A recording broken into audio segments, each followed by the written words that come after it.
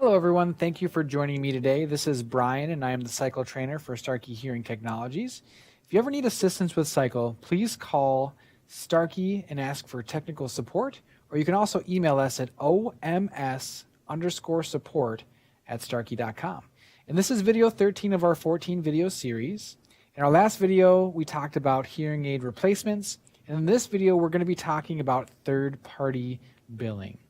Now, if you're unaware with what third-party billing is, this is going to be for companies like HearPO, AHB, also for True Hearing. And basically what happens is certain patients work with those different companies, and then those companies work with you to send you referrals for fittings.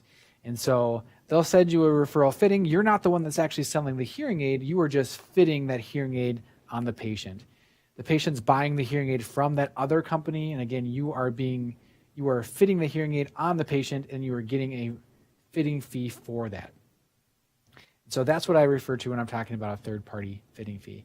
And so in order to do that, that has to all be set up in the administration in the first place. And so if you don't have access to this and it's not already in the system, you're going to want to talk to your administrator. But underneath administration, they'd want to set up an appointment type. That's a third-party fitting.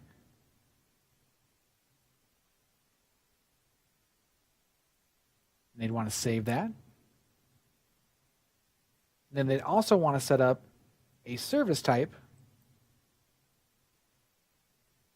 That's something like the company name and then fitting fee, and then how much they normally get for that fitting fee. And then they'd be all set there.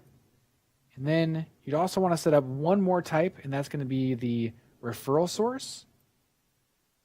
And you want to set that up as being a third-party billing, and then you'd set up your subcategories.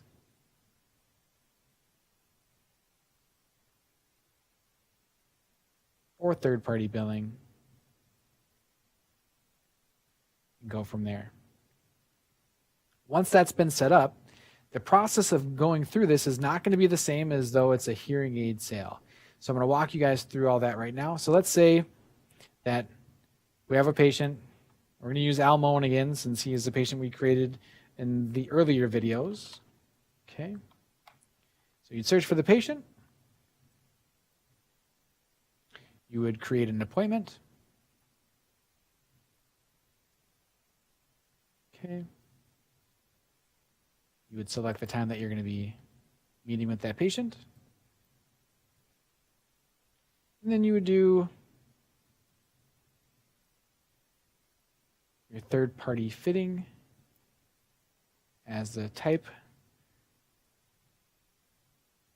Be 60 minutes. And then you can click on continue and then save. We went over all the information in previous videos on how to create appointments. So that appointment has been created. The day of the appointment, you come in here.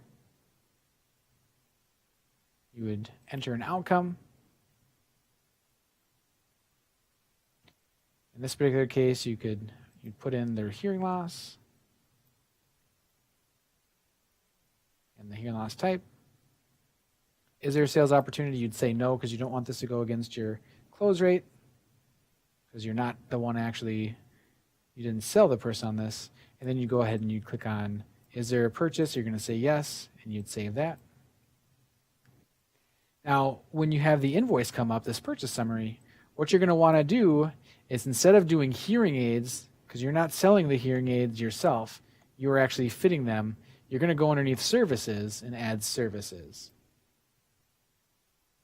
And then from here, depending upon whether or not you get, let's say that this was through True Hearing and you have the fitting fee, and it may be $200 per ear, so you'd want to come in here and add 2 different True Hearing fitting fees for $200 each. You go ahead and click on Save. And then now that information has been put into the system right here. Right? And then this is what's going to be billed to True Hearing. So this is the fitting fees that you will receive from True Hearing. So this will show up in your revenue, but it won't show up as hearing aid revenue, which is great. So you don't want this to throw off third-party fittings, throwing off your reports. So if you do it this way, you'll be all set. The other thing to note, so this is just the first step. Then there'd be payment. Once you get the payment, you pay that off. I close that. The next thing you're going to do is a direct entry for the hearing aids. And so this is going to be very similar to when you would create a patient in the beginning. The very first time you create a patient and you'd add hearing aids, it's going to be very similar to that. So we're going to type in Al Moen. You're going to click into the patient summary. Then you're going to scroll all the way down to other equipment. Okay, right here. Other equipment. And then what you're going to do is you're going to click on add equipment. Once you receive the hearing aids and fit them on the patient themselves, you come in here and you would type in the hearing aids. So these are Rix.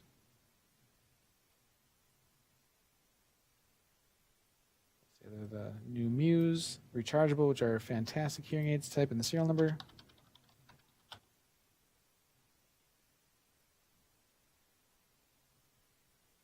Type in the other serial number. These are rechargeable, so we put that down here. Put the purchase date.